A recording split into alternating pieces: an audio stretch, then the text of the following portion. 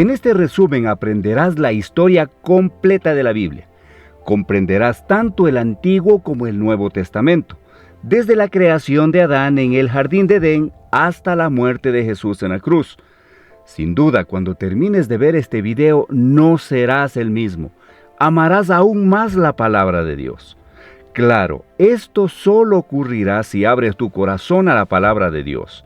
Si tienes dificultades para entender la Biblia, en este video podrás comprender, y después de ver todo lo que se te enseña hoy, estoy seguro de que serás edificado, serás iluminado con las Escrituras, porque este video tiene el poder de cambiar la historia de tu vida para siempre.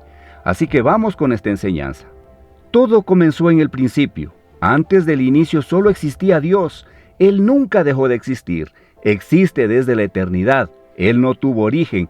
Él es el origen de todo. Él no fue creado, porque Él es el creador de las cosas. No comenzó a existir. Él es el Padre de la eternidad, y la eternidad es un atributo exclusivo de Dios.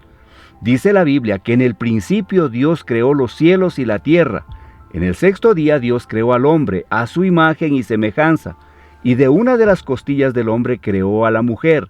Adán y Eva fueron creados perfectos, puros e inocentes. Tenían plena comunión con Dios y vivían deleitados en el jardín del Edén, como mayordomos de la creación de Dios. Sin embargo, cayeron en pecado y toda la raza humana fue precipitada en ese abismo de depravación total. Adán y Eva tuvieron 2 hijos, Caín y Abel. Por envidia, Caín mató a su hermano, convirtiéndose en el primer homicida y fratricida de la historia. Más tarde, Adán y Eva tuvieron otro hijo llamado Set. De él comenzó a surgir una descendencia santa que se volvió hacia Dios. No tardó, sin embargo, en que la tierra se llenara de maldad y violencia. Dios entonces decidió eliminar de la faz de la tierra al hombre que había creado. Pero había un justo llamado Noé. Por eso Dios derramó juicio mediante el diluvio, salvando a Noé, a su mujer y a sus 3 hijos, Sem, Cam y Jafet, con sus respectivas esposas, en un arca construida por ellos. Por medio de los hijos de Noé, Dios recomenzó el repoblamiento de la tierra, dando inicio a los diversos pueblos. Sem se convierte en el padre de las naciones semitas, Cam se convierte en el progenitor de las naciones africanas, asiáticas, y Jafet en el tronco de las naciones europeas. Dios elige una familia para formar el pueblo que sería el instrumento para traer al mundo al Mesías prometido. Llama a Abraham de Ur de los Caldeos. Abraham deja su tierra y su parentela y se convierte en un peregrino de la fe, levantando altares a Dios por donde pasaba. Siguió con Abraham su sobrino Lot, que llegó a ser padre de 2 naciones, los amonitas y los moabitas. Cuando Abraham salió de Harán tenía 75 años. Dios le prometió que tendría un hijo, el hijo de la promesa, y sería el padre de una nación numerosa, y en él serían benditas todas las naciones de la tierra. Abraham esperó 11 años sin que la palabra de Dios se cumpliera. Entonces Sarai, su mujer, dejando de creer en la promesa divina, entregó su sierva Agar para cohabitar con Abraham. Así nació Ismael, el cual llegó a ser el padre de una nación numerosa, el pueblo árabe, enemigo histórico del pueblo de Israel. Abraham tenía 99 años cuando Dios se le apareció y le ordenó salir de su tienda y contar las estrellas del cielo. Entonces le dijo que su descendencia sería tan numerosa como las estrellas del cielo y la arena del mar, pero que también su posteridad sería esclava por un periodo de 430 años. Dios le cambia el nombre a Abraham de gran padre Abraham a padre de una nación numerosa. Cuando el hijo de la promesa aún no había nacido, estaba Abraham con 100 años y su mujer Sarai tenía 90. Nació Isaac y cuando fue grande se casó con Rebeca, que era estéril. Después de 20 años de casados, Rebeca fue curada y le nacieron hijos gemelos, Esaú y Jacob. Esaú se convirtió en padre de los sedomitas y Jacob, en su conversión, recibió el nombre de Israel y se convirtió en el padre de los israelitas. Jacob tuvo 12 hijos y una hija. Por medio de José, el penúltimo hijo, la familia de Jacob se mudó a Egipto.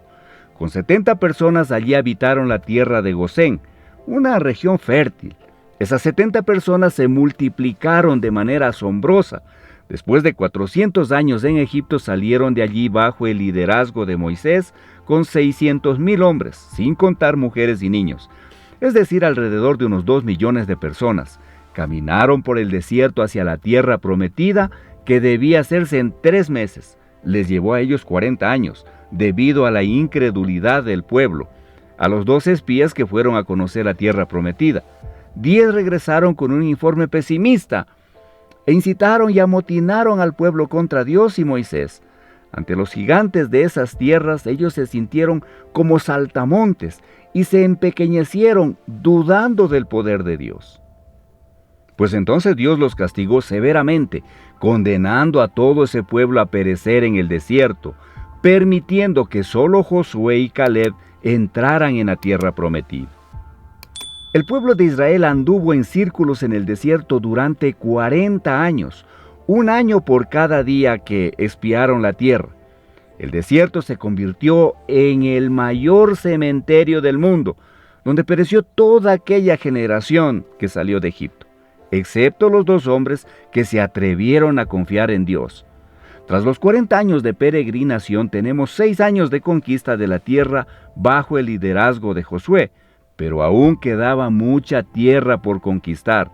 Josué, siervo de Moisés, introdujo al pueblo en la tierra prometida por un llamado de Dios y por una capacitación extraordinaria. Después de la muerte de Josué comienza una larga fase de 330 años de gobierno teocrático, llamado un período de los jueces. Fue un tiempo de gran inestabilidad espiritual y altibajos en la vida de Israel. En el tiempo de los jueces el pueblo hacía lo que le venía en gana. Debido a la dureza del corazón del pueblo de Israel, este fue oprimido por muchísimos enemigos en ese tiempo. Dios levantó líderes de gran talla como Gedeón, Jefté, Sansón, Samuel. Después de ese largo periodo vino una nueva fase de la monarquía. El pueblo de Israel, mirando a las naciones vecinas, pidió también un rey. El pueblo ya no quería que Dios gobernara sobre él. Y Samuel fue el último juez, y él fue el que ungió a Saúl como rey sobre Israel. Saúl gobierna por 40 años, comienza bien y termina mal.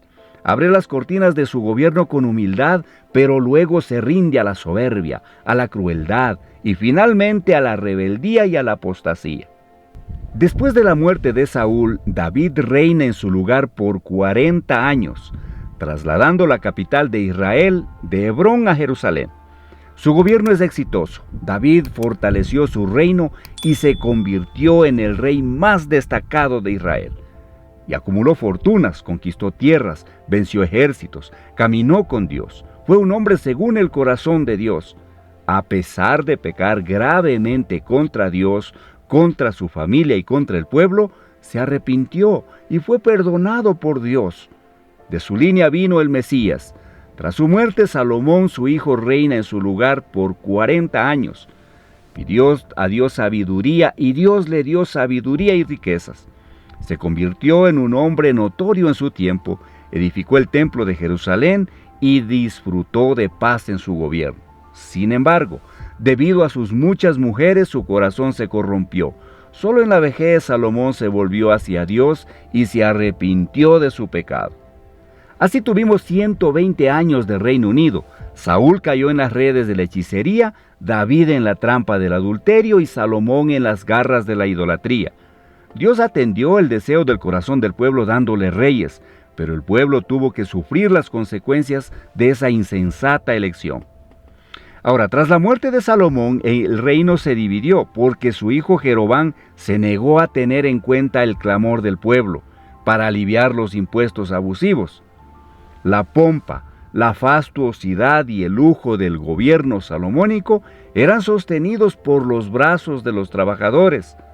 Ellos, estrangulados por los impuestos exorbitantes, aprovecharon la transición de gobierno para reivindicar cambios. Como no tuvieron éxito, no pudieron caminar con el nuevo rey. Así 10 de las 12 tribus conspiraron contra Roboam y siguieron a un nuevo líder llamado Jeroboam, primero formando el reino del norte, cuya capital se convirtió en Samaria. Este reino duró 209 años. Este reino tuvo 19 reyes provenientes de 8 diferentes dinastías.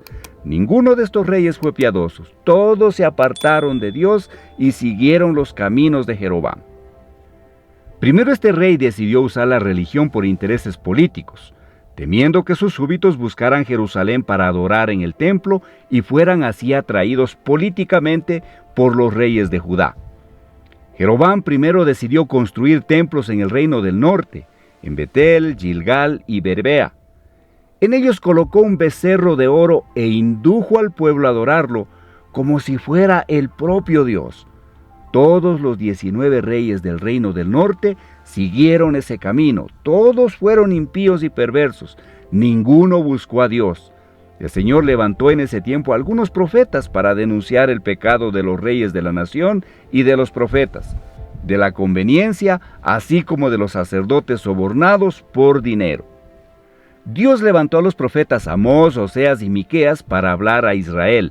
Ellos valientemente confrontaron los desvíos de la nación, desde el palacio a las chabolas, desde los templos rivales al comercio, desde las calles a los campos. Denunciaron la corrupción política y alzaron la voz contra la religión que se prostituyó. Lanzaron el nivel acusatorio de Dios contra los poderes ejecutivo y legislativo, que se habían corrompido. Denunciaron la injusticia social y la opresión económica y convocaron al pueblo al arrepentimiento. Pero sus mensajes cayeron en oídos sordos. En el reinado de Acab, por medio de su mujer Jezabel, se difundió en Israel la perniciosa creencia del dios cananeo de la prosperidad. En ese tiempo, Dios levantó al profeta Elías para desenmascarar a esa divinidad pagana y derribar la credibilidad del ídolo abominable. Y Dios llamó a Eliseo para reemplazar a Elías y llevar a cabo un ministerio prodigioso. Pero como Israel no quiso escuchar la voz de Dios, el Señor usó el lenguaje de la vara y trajo a Siria contra la nación de Israel. Siria fue la vara de la ira de Dios contra Israel. Era un imperio expansionista, guerrero y sanguinario. Siempre que dominaba un pueblo, practicaba barbaries y atrocidades contra los dominados. Normalmente, al entrar en una ciudad o villa, dejaba los cuerpos mutilados, apilando cabezas en las puertas, en las ciudades conquistadas, exponiendo a las personas a la más amarga ignominia. Tras llevar al pueblo del norte al cautiverio, el rey Sargón II envió a la tierra de Israel una mezcla de otros pueblos, formando allí una gran mezcla de razas. Sabía que la nación racial debilitaría el potencial de existencia de un pueblo. Así, con esa mezcla racial formó en Israel un pueblo híbrido llamado samaritano, que se convirtió en un enemigo acérrimo del pueblo de Judá. El reino del sur, compuesto por las tribus de Benjamín y Judá, tuvo 20 reyes, varios de los cuales fueron piadosos, así como Asá, Josafat, Ezequías, Jotán, Lucías, Joás y Josías. Siempre que un rey piadoso subía al trono, la nación prosperaba y crecía económicamente, moral, social y espiritualmente. En el reino del sur, para cumplir la profecía de que el Mesías vendría de la casa de David, gobernó solo una única dinastía. Para hablar al pueblo de Judá, Dios levantó varios profetas como Isaías, Miqueas, Joel, Sofonías y Jeremías. La nación también se corrompió profundamente, no dando oídos a la voz de Dios. Entonces, de igual forma, Dios los disciplinó y envió al ejército babilónico, entregándolos en manos de sus enemigos. El pueblo de Judá fue llevado al cautiverio babilónico. El reino del sur, llamado Judá, duró 345 años. Después de 2 incursiones, Nabucodonosor invadió Jerusalén, destruyó su glorioso templo y llevó al pueblo al cautiverio, dejando la ciudad bajo el tremendo oprobio. El pueblo estuvo cautivo durante 70 años, conforme a la profecía dada por Dios al profeta Jeremías. En el período de cautiverio, Dios levantó a los profetas Jeremías, Ezequiel y Daniel. En ese período fue el pueblo purificado de la idolatría y surgieron las sinagogas. Tras el tiempo determinado por Dios, el pueblo de Judá volvió a su tierra. En ese tiempo, es decir, Babilonia ya había caído en manos del imperio medo-persa. Ciro, anunciado por Dios 200 años antes de nacer, liberó al pueblo judío y abrió las puertas para su regreso a la tierra de Canaán. El pueblo volvió en 3 tandas bajo el liderazgo de Zorobabel para la reconstrucción del templo, bajo el liderazgo de Esdras para la enseñanza de la ley y bajo el liderazgo de Nehemías para la reconstrucción de los muros, la restauración política y espiritual del pueblo. Tan pronto como llegó del cautiverio e inició la reconstrucción del templo, el pueblo judío comenzó a enfrentar problemas. Primero, los samaritanos astutamente quisieron unirse a ellos en la obra con el fin de desestabilizarla. Como la propuesta de la asociación fue rechazada, los samaritanos, en una segunda etapa, comenzaron a amenazarlos. A continuación, los samaritanos escribieron al rey Artajerjes, acusando a los judíos de conspiración contra el reino medo-persa. Ante esa nefasta persecución, la obra del templo fue paralizada durante 20 años. En ese periodo el pueblo se relajó en su celo de la casa de Dios y comenzó a volverse hacia sus propios negocios, construyendo y embelleciendo sus propias casas, en detrimento de la casa de Dios, que estaba en ruinas. En esa época Dios levantó a los profetas Ageo y Zacarías para llamar al pueblo al arrepentimiento. El mensaje de estos profetas tuvo un efecto rápido y profundo. El pueblo se arrepintió y se volvió con entusiasmo para concluir la reconstrucción del templo. Entonces, un gran despertar espiritual, un arreglo en las familias y en el sacerdocio y un regreso de todo corazón a Dios. Unos 100 años pasaron y se levantó una nueva generación. Ahora el pueblo continuaba yendo al templo y haciendo sus sacrificios, pero ya no honraba más a Dios. Ofrecían holocaustos de animales ciegos, enfermos y lisiados. Despreciaban la mesa del Señor considerándola inmunda. Los sacerdotes se corrompieron y dejaron de enseñar la palabra de Dios al pueblo. La familia fue profundamente afectada. Los matrimonios comenzaron a desmoronarse, terminando en divorcio. El pueblo ya no creía más que Dios fuera capaz de juzgarlo, por lo que se relajó en la devolución de los diezmos. Aunque continuaba frecuentando el templo, estaban lejos de Dios. En ese tiempo Dios levantó a Malaquías para llamar al pueblo al arrepentimiento. Así fue como se cerró el Antiguo Testamento. 400 años antes de Cristo, tras el profeta Malaquías, tenemos un largo tiempo de silencio llamado período interbíblico o período del silencio profético. En ese tiempo se escribieron los libros históricos religiosos no canónicos, los libros apócrifos, y también se tradujo el Antiguo Testamento del hebreo al griego, dando luz a la famosa versión denominada Septuaginta. El imperio medo-persa cayó en manos del imperio griego. Alejandro Magno, tras conquistar naciones y reinos, murió precozmente a los 33 años de edad, llorando por no tener más tierras que conquistar. Expandió poderosamente su imperio, difundiendo la cultura helenística y la lengua griega, tan útiles más tarde para la divulgación rápida y sin fronteras del Evangelio. Con la muerte de Alejandro, el reino cayó en manos de 4 generales, siendo importante destacar el dominio de los ptolemaicos egipcios y de los seleucidas sirios, que siempre estuvieron en conflicto. Israel fue dominado y en esa época Antíopas ultrajó a los judíos, sacrificando un cerdo en el altar del templo en Jerusalén, lo que era una abominación para ellos. Este hecho dio inicio a la guerra de los macabeos, ganada por Judas Macabeo. Después de mucho derramamiento de sangre, más tarde en el año 63 de Cristo, Pompeyo conquistó Jerusalén y los romanos pasaron a dominar Israel. Herodes el Grande reinó en su lugar. Herodes el Grande fue un gran administrador. Amplió y embelleció el templo de Jerusalén. Construyó el puerto de Cesarea, abriendo camino al comercio internacional y facilitando los viajes de los misioneros al mundo. construyó la fortaleza de Masada y muchos palacios y otras fortalezas. Sin embargo, Herodes era un hombre inseguro y violento. El miedo a perder el trono lo atormentó durante toda su vida. Miren que él se casó 10 veces, tuvo muchos hijos. Cuando se casó con Mariadna, mujer de la nobleza, mandó matar a todos los nobles de la familia por miedo a perder su trono. A petición de su suegra nombró a Arquelao, su sobrino, de solo 17 años, como sumo sacerdote. Más tarde, al ver que éste conquistaba la simpatía del pueblo, mandó matarlo. Su suegra, temerosa, huyó a Egipto, pero Herodes envió a sus emisarios para ir tras ella y matarla.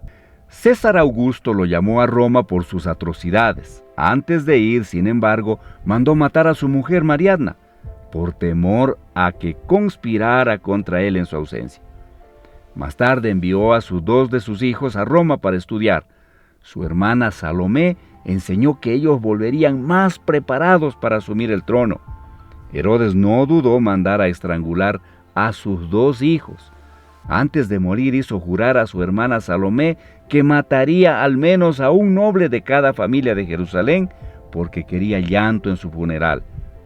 Ese fue el hombre que se alarmó cuando supo por los magos que un niño había nacido en Belén de Judea para ser rey de Israel. Después de que Herodes el Grande muriera alrededor del año 4 a.C., su reino fue dividido entre 4 de sus hijos. Arquelao, uno de los hijos de Herodes, reinaba sobre Judea, Samaria y también Edom. Fue pésimo rey. Los judíos al final pidieron a los romanos que lo retiraran del cargo. Roma, preocupada por los constantes problemas en Judea, instaló allí un procurador o gobernador romano. Así fue como los romanos comenzaron a gobernar directamente Judea. En ese momento Pilatos era el gobernador. En esta catastrófica situación estatal y política en la que el pueblo elegido de Dios se encontraba, bajo el poder odioso de los herodianos y a merced de la esclavitud del dominio de los romanos, hizo que se manifestara como nunca antes una esperanza política por el Mesías, un grito de liberación y redención de la servidumbre impía.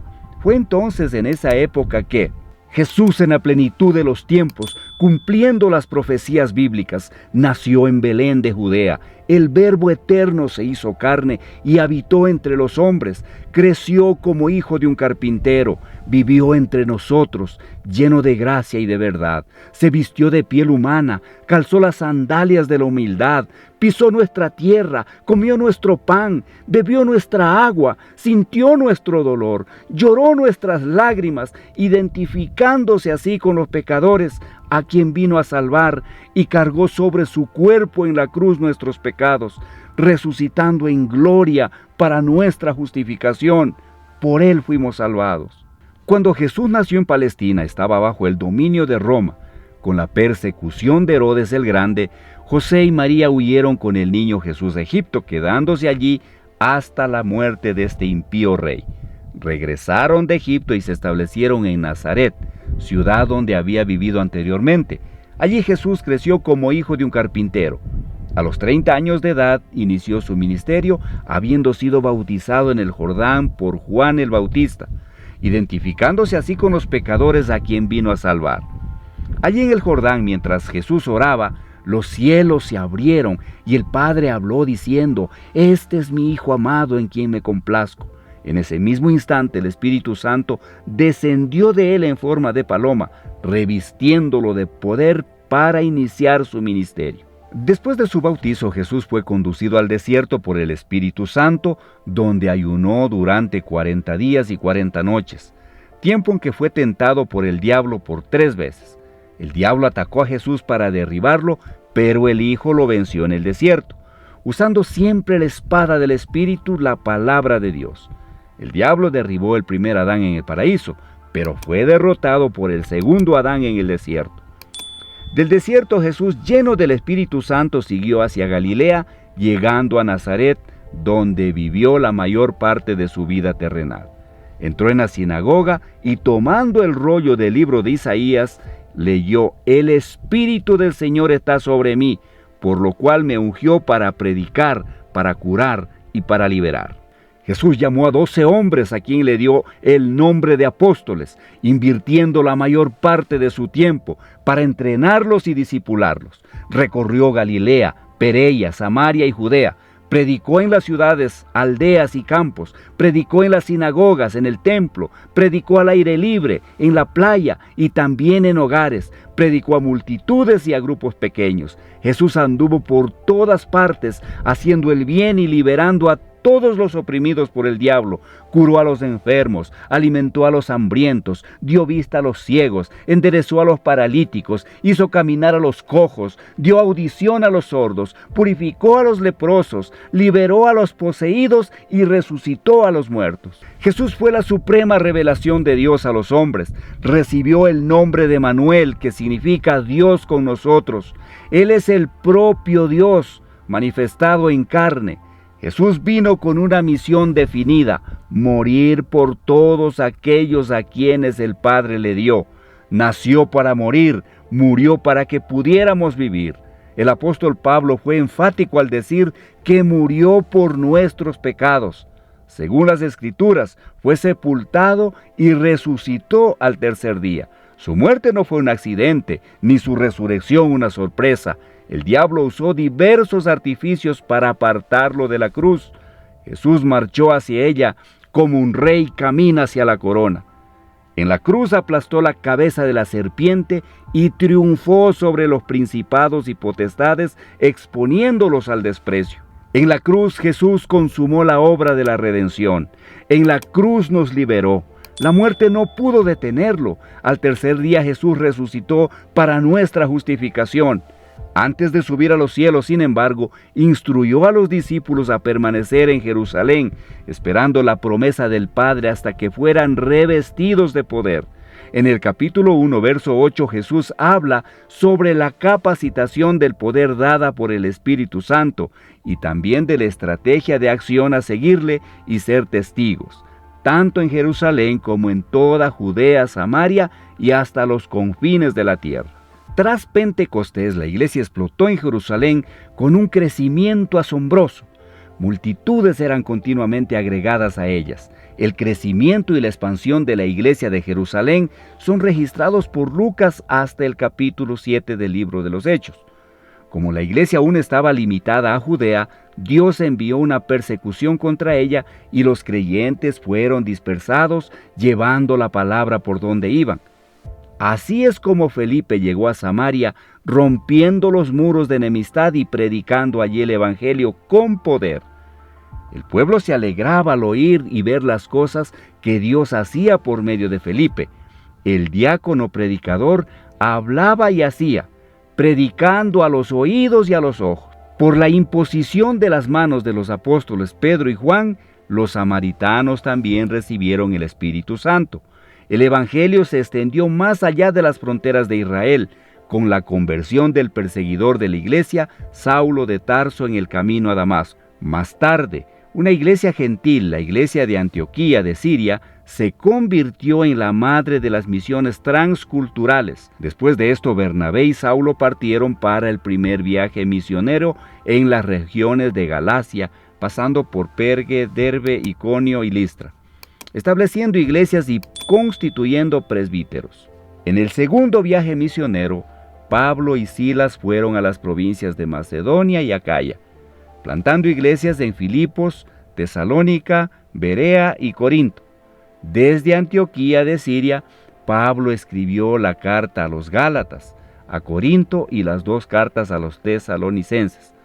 En el tercer viaje misionero, Pablo visitó la provincia de Asia Menor, permaneciendo 3 años en Éfeso, la capital de la provincia, desde donde escribió las 2 cartas. La iglesia de Corinto, en esa ciudad cosmopolita de más de 300,000 habitantes. Había el templo de la diosa Diana, un palacio de mármol 4 veces mayor que el Partenón de Atenas, una de las 7 maravillas del mundo antiguo. En los años que Pablo pasó en Asia Menor, se plantaron iglesias en toda la provincia, como las de Pérgamo, Tiatira, Sardis, Filadelfia, Laodicea, Colosas y Hierápolis. Debido a la hambruna que asoló el mundo en tiempos del emperador Claudio, los judíos fueron expulsados de Roma. según se registra en el libro de los Hechos capítulo 18, verso 2. Pablo entonces hizo una gran colecta entre las iglesias gentiles para llevar a los pobres de Judea. Al embarcarse rumbo a Jerusalén, comunicó a los ancianos de Éfeso que de ciudad en ciudad lo que le aguardaban eran nada más que cadenas y tribulaciones. Sin embargo, no consideraba su propia vida para cumplir su ministerio de anunciar el mensaje del Evangelio de la gracia de Dios. Antes de embarcar hacia Jerusalén, escribió su epístola más robusta, la Carta a los Romanos, donde compartió su deseo de visitar la capital del imperio y compartir con la iglesia la palabra, siendo por ella enviado hasta España. El apóstol Pablo, a pesar de llevar significativa ayuda financiera a los pobres de Judea, fue arrestado en Jerusalén y de allí trasladado a Cesarea, donde fue acusado durante 2 años por los judíos bajo la égida de los gobernadores Félix y Festo. Ante la tendencia de Festo de entregarlo en manos del Sanedrín, que planeaba su muerte, Pablo, usando los privilegios de su ciudadanía romana, optó por ser juzgado en Roma. En el viaje hacia la capital del imperio enfrentó un terrible naufragio. El barco se despedazó por completo, pero todos los pasajeros y tripulantes fueron salvados milagrosamente conforme a la promesa de Dios a Pablo. En la iglesia de Malta, donde llegaron, una víbora mordió la mano de Pablo, pero Dios neutralizó el veneno letal de la serpiente y aún usó a su siervo para curar a todos los enfermos de la isla. Los malteses enviaron a Pablo a Roma con todas sus necesidades cubiertas.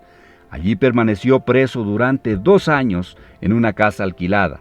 Desde allí Pablo evangelizó a la guardia pretoriana, estimuló a los creyentes a trabajar y escribió las cartas a los efesios, a los filipenses, a los colosenses y a Filemón. Tras ese periodo, Pablo fue liberado de la prisión. Luego escribió la primera carta a Timoteo y la carta a Tito.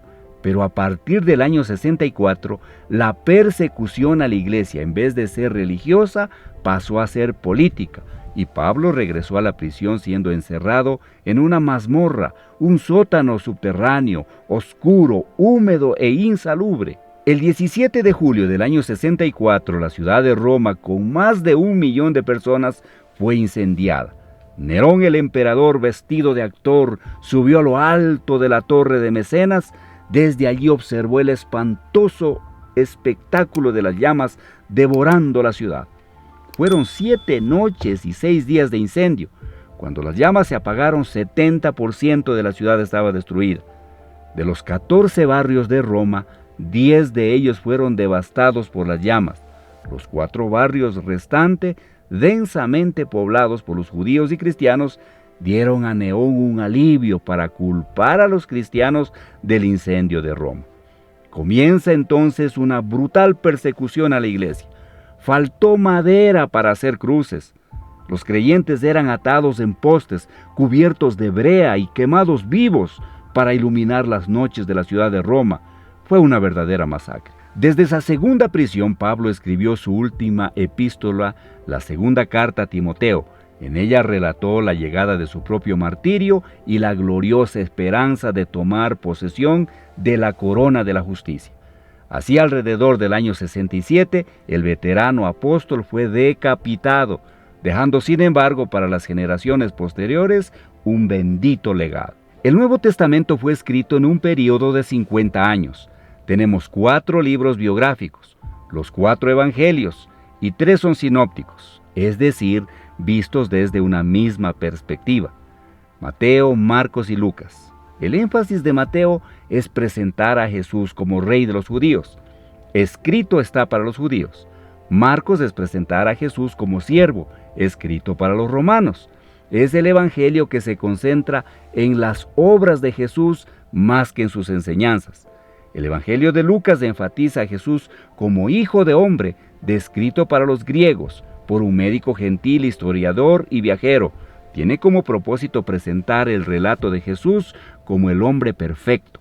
Juan fue escrito ya al final del primer siglo para refutar el hipnoticismo, una perniciosa herejía que negaba la divinidad de Cristo.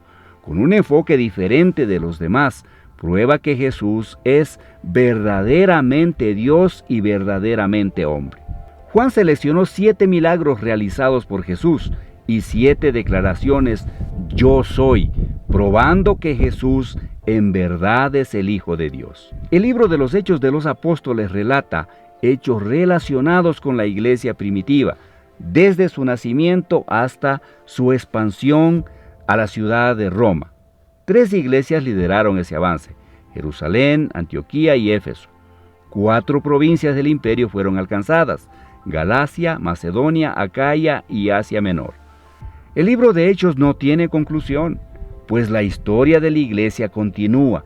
Nosotros somos herederos y continuadores de la iglesia que nació en el día de Pentecostés. Tenemos también las cartas del apóstol Pablo a las iglesias de Roma, Galacia, Éfeso, Filipos, Colosas y Tesalónica, así como sus cartas personales a Timoteo, Tito y Filemón. Además tenemos una carta enviada a los judíos que estaban siendo tentados debido a la persecución a retroceder en la fe. Es la carta a los hebreos, de autor desconocido. También tenemos las cartas generales escritas por Santiago, Pedro, Juan y Judas. Y finalmente tenemos un libro escatológico, el Apocalipsis, que narra la victoria triunfal de Cristo y de su iglesia, escrito por el apóstol Juan en la isla de Patmos, alrededor del año 96. Espero que hayas aprendido sobre esta historia. Dios bendiga tu vida. Y si aún no has aceptado a Jesús como tu Salvador, estás a tiempo. Arrepiéntete. Él puede cambiar tu futuro, tu historia, puede quitarte toda la tristeza, toda la soledad y proporcionarte lo que necesitas. Entra en tu habitación ahora, cierra la puerta y habla con Dios. Él te escuchará y perdonará tus pecados y te dará una vida nueva y eterna, donde mora la justicia y la paz. Amén. Que Dios los guarde del mal, hermanos y hermanas. Sigamos edificando nuestras vidas con el conocimiento de la palabra de Dios, sabiendo que su venida está cerca. Comparta este video para que sus seres amados y queridos también sean bendecidos. Así que continuemos en el siguiente video.